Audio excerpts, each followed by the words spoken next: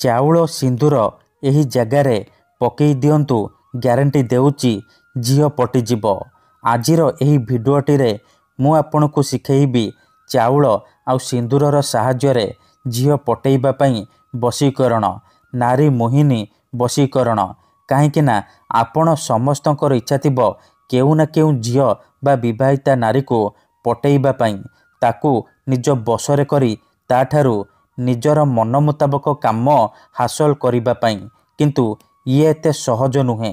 ଏଥିପାଇଁ ଆମର ତନ୍ତ୍ରଶାସ୍ତ୍ରରୁ ମୁଁ ଆଜି ଆପଣଙ୍କ ପାଇଁ ଚାଉଳ ଆଉ ସିନ୍ଦୁରର ଏମିତି ଏକ ମହାଶକ୍ତିଶାଳୀ ବଶୀକରଣ ନେଇ ଆସିଛି। ଯଦି ଆପଣ ଏହି ବଶୀକରଣ କରିଦେଲେ, ଗ୍ୟାରେଣ୍ଟି ଦେଉଛି ଯେଉଁ ଝିଅ ପଟୁନଥିଲା ସେ ଝିଅ ଆପଣଙ୍କ ପ୍ରେମରେ ଦିବାନୀ ହେଇଯିବ, ପାଗଳି ପରି ଆପଣଙ୍କୁ ଭଲ ପାଇବ। ଯେଉଁ ବିବାହିତା ନାରୀର ସୁନ୍ଦରତାକୁ ଦେଖି ତା ଆଡ଼କୁ ଆକର୍ଷିତ ହେଉଛନ୍ତି, ତାକୁ ପାଇବାକୁ ଚାହୁଁଛନ୍ତି, ସେ ନାରୀ ରାତିଦିନ ଘରକୁ ଡାକିବ, ଯାହା ଚାହିଁବେ ତାହା କରିବ। ଏହି ବଶୀକରଣ କରିବା ପାଇଁ ଆପଣଙ୍କୁ କୌଣସି ପ୍ରକାର ପଇସା ଖର୍ଚ୍ଚ କରିବାକୁ ପଡ଼ିବନି କିମ୍ବା କିଛି ବି କଷ୍ଟ କାମ କରିବାକୁ ପଡ଼ିବନି। ଆପଣ ନିଜ ଘରେ ବସି ବସି ସେ ଝିଅ ବା ନାରୀକୁ ପଟେଇ ପାରିବେ, ତାକୁ ନିଜ ପ୍ରେମରେ ଦିବାନୀ କରିପାରିବେ। ସିଏ ଆପଣଙ୍କର ସବୁ କଥା ମାନିବ, ଯାହା ଚାହିଁବେ ତାହା କରିବ। ନମସ୍କାର ଫ୍ରେଣ୍ଡସ୍, ଓଡ଼ିଆ ଫଣ୍ଡା ଚ୍ୟାନେଲକୁ ଆପଣମାନଙ୍କୁ ସ୍ୱାଗତ। ଚାଉଳ ଆଉ ସିନ୍ଦୁରର ଏହି ବଶୀକରଣ ପ୍ରଚଣ୍ଡ ମହାଶକ୍ତିଶାଳୀ ବଶୀକରଣ। ତେଣୁ ଯଦି ଆପଣ ଝିଅ ପଟେଇବାକୁ ଚାହୁଁଛନ୍ତି, ପଡ଼ିଶା ଘର ଭାଉଜକୁ ପଟେଇବାକୁ ଚାହୁଁଛନ୍ତି, ତେବେ ମାତ୍ର ଥରେ ଆଜିର ଏହି ଉପାୟ କରିକି ଦେଖନ୍ତୁ, ଗ୍ୟାରେଣ୍ଟି ଦେଉଛି ତାପରେ ଦେଖିବେ ଚମତ୍କାର। ଏହି ବଶୀକରଣ, ଏହାର ପ୍ରୟୋଗ କେବେ ବି ଖାଲି ଯାଏନି। ଯିଏ ବି ଏହାକୁ କରିଛି 100ରୁ 100% ସଫଳ ହେଇଛି। ତେଣୁ ଆପଣ ବି ମୋ କଥା ମାନି ଗୋଟିଏ ଥର କରିକି ଦେଖନ୍ତୁ, ତାପରେ ଦେଖିବେ ଚମତ୍କାର। ଏହି ବଶୀକରଣ ସାହାଯ୍ୟରେ ଆପଣ କେଉଁ ବି କୁଆଁରୀ ଝିଅ ବା ବିବାହିତା ନାରୀକୁ ଅତି ସହଜରେ ପଟେଇ ପାରିବେ, ତାଠାରୁ ନିଜର ମନ ମୁତାବକ କାମ ହାସଲ କରିପାରିବେ।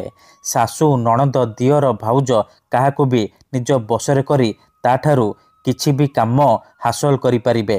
ତେଣୁ ମୁଁ ଆପଣଙ୍କୁ ଆଉ ଥରେ କହି ରଖୁଛି, ମନରେ କୌଣସି ଖରାପ ଉଦ୍ଦେଶ୍ୟ କିମ୍ବା କୌଣସି ଖରାପ କାମ ପାଇଁ ଆପଣ ଏହି ବଶୀକରଣକୁ ପ୍ରୟୋଗ କରିବେନି। ଠିକ୍ ଅଛି? କାହିଁକିନା ମାତ୍ର ଥରେ, ହଁ ଫ୍ରେଣ୍ଡସ୍, ମାତ୍ର ଥରେ ଯେଉଁ ଝିଅ ବା ନାରୀ ଉପରେ ଏହି ବଶୀକରଣ ପ୍ରୟୋଗ କରିଦେବେ, ସିଏ ସେହି ସମୟଠାରୁ ଆପଣଙ୍କ ଆଡ଼କୁ ଆକର୍ଷିତ ହେବାକୁ ଲାଗିବ, ଆପଣଙ୍କୁ ଭଲ ପାଇବାକୁ ଲାଗିବ। ଆପଣଙ୍କୁ ନ ଦେଖି ଗୋଟେ ମୁହୂର୍ତ୍ତ ବି ରହିପାରିବନି। ତେବେ ଏହି ବଶୀକରଣ କରିବା ସବୁଠାରୁ ସହଜ। ଏହାକୁ ଆପଣ କିପରି କରିବେ, କେମିତି କରିବେ, ଏହାର ପ୍ରୟୋଗ ବିଧି କ'ଣ, ମୁଁ ଆପଣଙ୍କୁ ଶିଖେଇବି।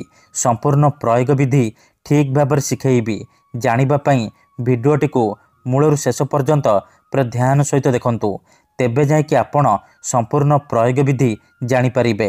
ଅଧାରୁ ଛାଡ଼ିକି ପଳେଇଲେ କିମ୍ବା କାଟି କାଟି ଦେଖିଲେ ଆପଣ କିଛି ବି ବୁଝିପାରିବେନି, ଆପଣଙ୍କର ବଶୀକରଣ ହେବନି। ତାପରେ ଆପଣ କହିବେ, ଗୁରୁଜୀ, ଆପଣଙ୍କର ବଶୀକରଣ କାମ କରୁନି। ତେଣୁ ବିଧିଟି ଜାଣିବା ପୂର୍ବରୁ ଯଦି ଆପଣ ଆମ ଚ୍ୟାନେଲକୁ ପ୍ରଥମ ଥର ଆସିଛନ୍ତି, ତେବେ ଦୟାକରି ଚ୍ୟାନେଲକୁ ସବସ୍କ୍ରାଇବ୍ କରି ପାଖରେ ଥିବା ବେଲ୍ ଆଇକନ୍କୁ ମଧ୍ୟ ଦବାଇ ଦିଅନ୍ତୁ, ଯାହାଦ୍ୱାରା ଆମେ ଯେଉଁ ବି ଭିଡ଼ିଓ ଅପଲୋଡ଼ କରିବୁ ସର୍ବପ୍ରଥମେ ଆପଣ ଦେଖିପାରିବେ ଆଉ ତା'ର ଲାଭ ପାଇପାରିବେ। ତେବେ ଚାଲନ୍ତୁ ଜାଣିବା ଏହି ବଶୀକରଣ ଆପଣ କିପରି କରିବେ। ମନେ ରଖନ୍ତୁ, ଏହି ବଶୀକରଣ କରିବା ପାଇଁ ଆପଣ ଅଳ୍ପ ଟିକେ ଅରୁଆ ଚାଉଳ ଆଉ ଲାଲ ସିନ୍ଦୁର ଆଣିବେ। ମୁଠାଏ ଅରୁଆ ଚାଉଳ ଆଣିବେ ଆଉ ଲାଲ ସିନ୍ଦୁର ଆଣିବେ। ତାପରେ ଆପଣ ଏହି ବଶୀକରଣ ଆରମ୍ଭ କରିବେ। ଏହି ବଶୀକରଣ ବିଧିକୁ ଆପଣ କେବଳ ଶନିବାର କିମ୍ବା ମଙ୍ଗଳବାର ଦିନ କରିପାରିବେ। କେଉଁ ବି ସମୟରେ କରିପାରିବେ। ବିଧିଟି କରିବା ପୂର୍ବରୁ ଭଲ ଭାବରେ ହାତ ଗୋଡ଼ ଧୋଇକି ସଫା ବସ୍ତ୍ର ପିନ୍ଧିକି ଆପଣ ଏହି ବଶୀକରଣ ଆରମ୍ଭ କରିବେ। ପ୍ରଥମେ ଆପଣ କ'ଣ କରିବେ, ଯେଉଁ ଚାଉଳ ଆଉ ସିନ୍ଦୁର ଆଣିଛନ୍ତି, ସେ ଚାଉଳ ଆଉ ସିନ୍ଦୁରକୁ ଏକାଠି ମିଶାଇବେ। ମିଶାଇବା ସମୟରେ ଆଖି ବନ୍ଦ କରିକି ସେଇ ଝିଅ ବା ନାରୀକୁ ମନେ ମନେ ଭାବିବେ, ତା'ର ମୁହଁକୁ ନିଜ ମନରେ ଭାବିବେ। ତାପରେ ଏହି ମନ୍ତ୍ରକୁ 21 ଥର ପଢ଼ିବେ। ମନେ ରଖନ୍ତୁ, ଚାଉଳ ଆଉ ସିନ୍ଦୁର ମିଶାଇବା ସମୟରେ ଆପଣ ମନ୍ତ୍ରକୁ 21 ଥର ପଢ଼ିବେ। ମନ୍ତ୍ରଟି ଧ୍ୟାନ ସହିତ ଶୁଣନ୍ତୁ। ଓମ୍ ନମ କାମଦେବାୟ ଆମୁକଂ ମେ ବଶ୍ୟಂ କୁରୁ କୁରୁ ସ୍ୱାହା। ଓମ୍ ନମ କାମଦେବାୟ ଆମୁକଂ ମେ ବଶ୍ୟಂ କୁରୁ କୁରୁ ସ୍ୱାହା। ଆମୁକଂ ଜାଗାରେ ଆପଣ ସେଇ ଝିଅ ବା ନାରୀର ନାମ କହିବେ ଯାହାକୁ ଆପଣ ନିଜ ବଶରେ କରିବାକୁ ଚାହୁଁଛନ୍ତି। ମନ୍ତ୍ରକୁ ଆପଣ 21 ଥର ପଢ଼ିବେ। 21 ଥର ମନ୍ତ୍ର ପଢ଼ିବେ। ଠିକ୍ ଅଛି। ମନ୍ତ୍ର ପଢ଼ିବା ସମୟରେ ଚାଉଳ ଆଉ ସିନ୍ଦୁରକୁ ହାତରେ ମିଶାଉଥିବେ। 21 ଥର ମନ୍ତ୍ର ପଢ଼ି ସାରିବା ପରେ ସେ ଯେଉଁ ଚାଉଳ ସିନ୍ଦୁର ମିଶାଇଛନ୍ତି ସେଥିରେ 3 ଥର ଫୁଙ୍କିଦେବେ।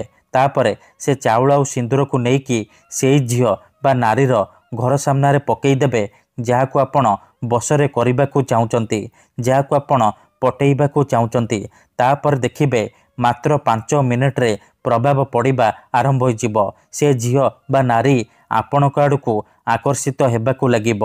ଧନ୍ୟବାଦ।